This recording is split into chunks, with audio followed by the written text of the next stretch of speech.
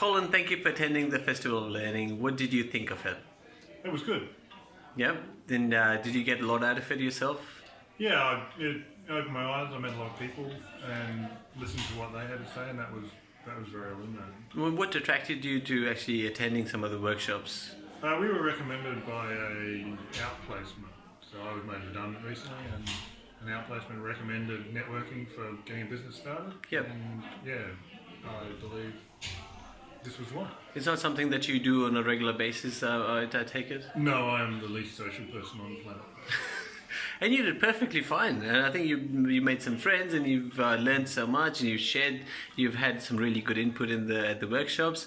So would you recommend someone who hasn't attended this year to come again next year? Definitely.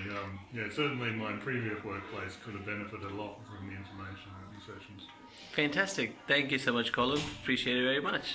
Okay.